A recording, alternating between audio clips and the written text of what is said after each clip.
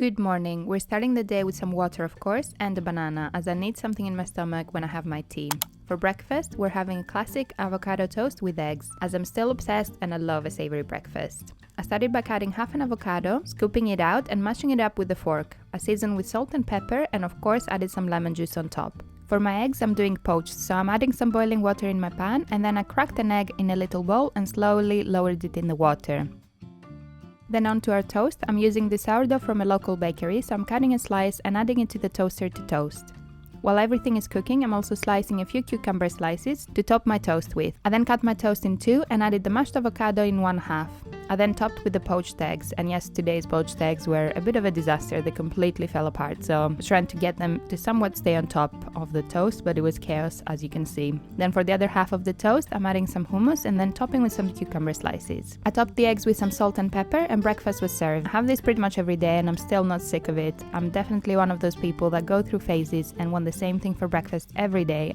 Happy Monday, it's the start of the week and I have a random day off. Lily's at nursery today, so I'm thinking I'll take advantage of the empty house, do as much as I can in terms of meal prep. I'll take you along with me. You've already seen me make breakfast, it was so good. I know the eggs fell apart. I need to learn how to make proper poached eggs. If you have any tips, let me know in the comments. Okay, plan for the day is make lunch, meal prep some things, tidy around the house, but before the weather is so nice. It's obviously cold, but it's very windy and sunny, which means the perfect weather to dry your laundry outside. So let's hang the laundry and then let's start cooking.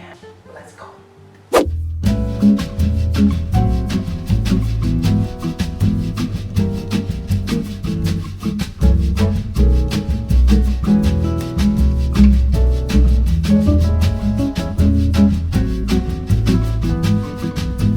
Back in the house and I decided to make GEMISTA, aka stuffed peppers with rice. So I'm grabbing some peppers and a random courgette from my fridge and then also an onion and some tomatoes. I started by chopping my onion in small pieces and then adding it to a small bowl. I also had these beautiful tomatoes, and even though we won't be making stuffed tomatoes, I still like to use tomatoes for the filling, so I'm just adding them all in my blender and blending them up. Now on to prepping the veggies. I've actually never stuffed a courgette before, but I was running low on peppers, so I thought I'd try it out. So I just cut it in half and then scooping out all the inside. I then chop those up in small pieces to add to our filling later. For herbs, I'll be using mint, basil and dill. So I just washed them and chopped them up in small pieces. I then grabbed a big non-stick pan and added some olive oil in it. I added the onion and let it saute for a few minutes. I seasoned with salt and pepper and then added the courgette pieces and gave everything a stir. While the vegetables are cooking, I prepped my peppers by cutting the top off and taking out the seeds and little white bits. I then added some risotto rice and stirred it so it gets coated in the olive oil. I added the fresh tomato juice and then crumbled up a vegetable stock. I added a bit of boiling water and stirred and continued to slowly add water, wait for it to get absorbed by the rice and then add some more until the rice is completely cooked. And I like to make my GEMISTA like this as it's guaranteed that the rice will be cooked through, as there's nothing worse than biting into hard rice. While the rice mixture is cooking, I peeled and chopped a few potatoes in wedges as I love a double carb and GEMISTA goes so well with potatoes. So I just added the potatoes around the veggies. When the rice was cooked through, I added all the fresh herbs and gave it a good mix. I then used the spoon and filled each pepper and courgette with a mixture. They say you're supposed to fill it 3/4 of the way up, but I never do that. I like to fill mine up to the top, and as I cook my rice in advance, it doesn't expand as much. I then like to add a bit of the mixture straight to my pan as it gets all nice and soft and mixes with the potatoes and it gets so delicious. Plus, I always make too much, so there's always more to add around. So I'm just saving it up in a little bowl as you can have it as a risotto as well.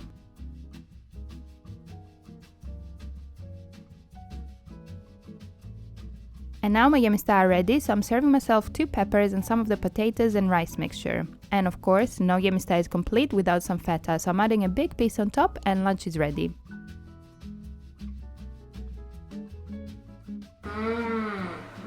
So good. I'm not exaggerating, and yes, I am a bit hungry, but I can tell when it's good, you know.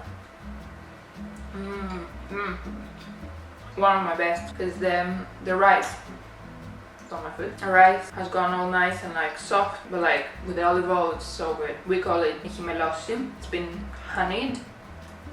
Oh my god, the feta just like gets it to 20 out of 10. It's so good.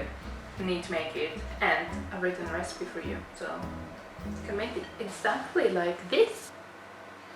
Now on to some meal prep. We're starting with prepping some tofu, as it's such a good staple to have in the fridge and it's high in protein, so perfect to add to your meals. I removed all the tofu blocks from their packaging, and this one is a pressed tofu, so I don't need to squeeze the water out. I then cut it in slices. I'm adding a few slices in a little container so I can marinate it. For this one, we'll be using nutritional yeast, soy sauce, ginger, cumin and curry powder, but you can easily change the spices depending on what you like, but definitely recommend keeping the nutritional yeast and soy sauce as they give a lot of flavor. I just added everything on top of the tofu, and then I used my fingers to make sure all the slices are coated well. And for the other flavor, I decided to use this red pesto, so again I'm just slicing the tofu in medium pieces, and for this one I'm adding all the slices straight into a baking dish. I then added a few spoonfuls of the pesto, and then I thought I'd water it down with some water, which to be honest was a mistake. I thought it would help the mixture get stuck on the slices, but it just made it less flavorful as it was watered down, so I don't know what I was thinking, but anyways, don't do it. I added little spoonfuls of pesto on the slices and then used my brush to get them coated all around. I flipped them and did the same with the other side, and they were ready to bake. I also added the curry flavor in a baking dish, and I put them in a preheated oven to bake for 15 minutes. After 15 minutes, I took them out, gave them a flip, and put them back in the oven to bake for another 15 minutes or until they're nice and crispy. And now on to prepping something sweet. As you know me, I can't live without dessert. I found this healthy recipe for oatmeal raisin cookies. I'm just adding oats, flour, baking powder, cinnamon and salt in my bowl and giving it a whisk to get rid of any lumps.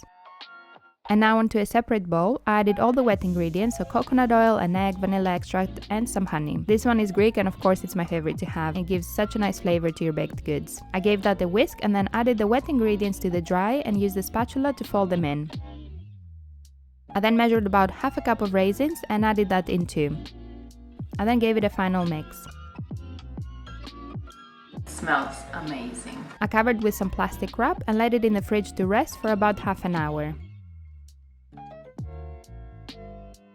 I then grabbed a baking pan and added some baking paper on top. After half an hour, the cookie mixture was much thicker, so I just rolled it in little balls and then pressed them slightly, and they were ready to bake. And I clearly did not expect them to spread so much, so I ended up with a giant cookie, so I just used a knife to try create some cookie shapes and divide this one big cookie into smaller ones. Once I did that, I put them in a cooling rack and let them cool for a few minutes.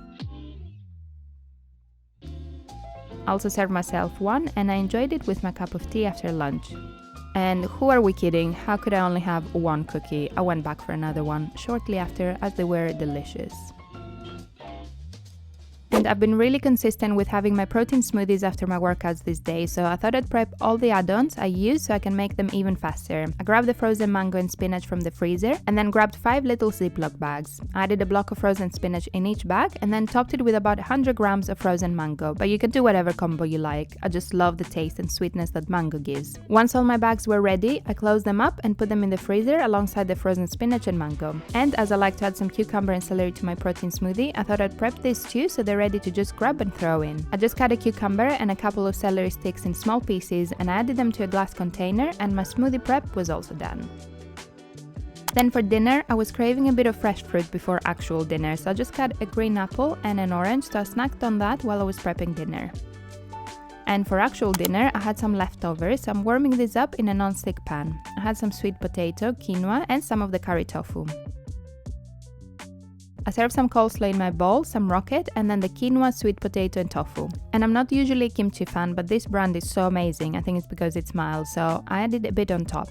And to finish it off, I cut some spring onion and added it on my bowl. And to take this dinner to the next level, I'm adding some of this perinase sauce, which is so tasty and makes everything taste delicious. And that was dinner, super quick to make, but delicious and balanced. It's the next day, and you guessed it, we're having eggs for breakfast. This time I'm boiling them just to mix it up. But before I have my breakfast, I'm making my protein smoothie, so I'm grabbing one of the prepared bags from the freezer and the cucumber and celery from the fridge. And having everything prepped saved me so much time, as I just popped everything in my blender, topped with water, and my smoothie was ready.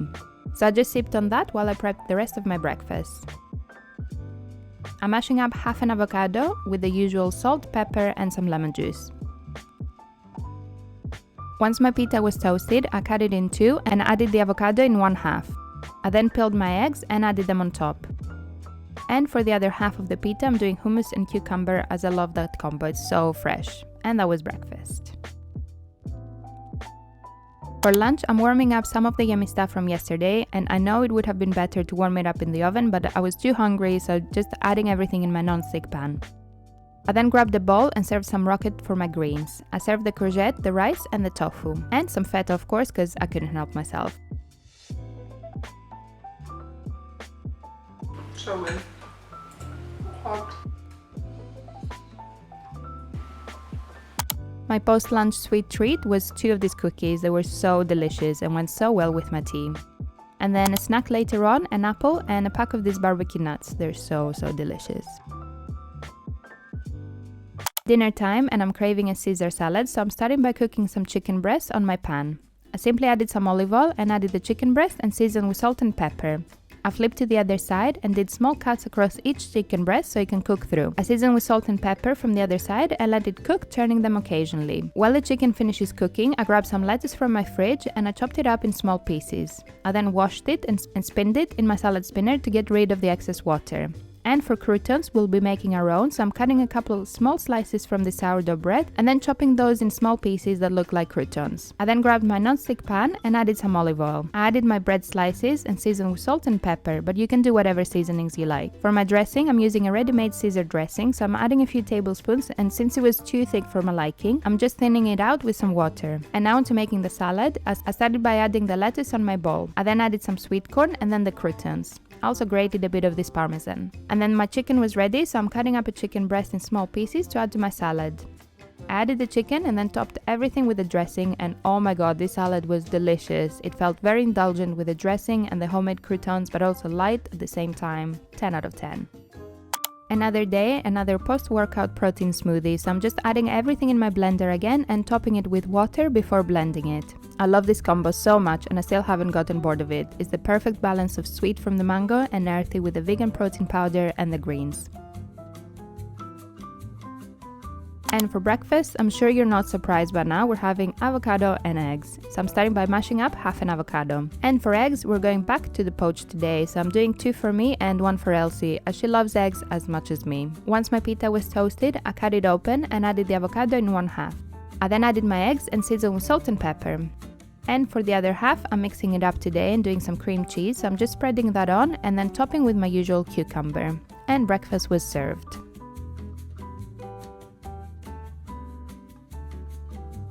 For lunch, I'm having lentil soup, which I actually prepped from the day before, so I started by boiling my lentils for about 5 minutes. While the lentils are boiling, I'm prepping my vegetables. I chopped an onion and a carrot in small pieces. I also peeled a couple of garlic cloves. After 5 minutes of the lentils boiling, I drained them and then added them back to the pan and added the veggies too. I added some olive oil and sauteed everything for a few minutes, stirring everything around. I then covered everything with water and added a couple of bay leaves. I also added some passata and a veggie stock cube. I stirred everything around and let it simmer for about 30 minutes or until the lentils are cooked. And then on the next day, I just warmed it up on the stove and I'm serving some in my bowl.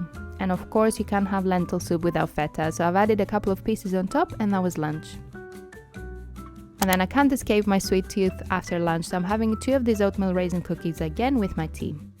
And then the same exact snack as yesterday, but today a green apple and the barbecue nuts. And I've realized most of my videos have at least 1 pizza meal, and that's because pizza is my favorite food. So tonight I'm making a pizza using this flatbread, so I'm just spreading some pizza sauce on top of the flatbread.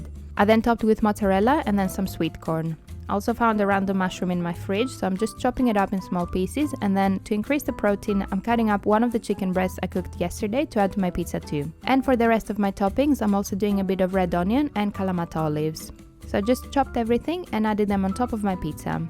I baked it until the cheese is all melty and the edges are nice and crispy. I also served some rocket on 1/2 to get some extra greens in, and dinner was served. I hope you enjoyed this video and got some inspiration for some yummy meals. If you did, don't forget to like this video and subscribe if you'd like to see more. I'll see you on the next one. Oh, and if you made it this far to the video, comment the pizza emoji. Okay, bye!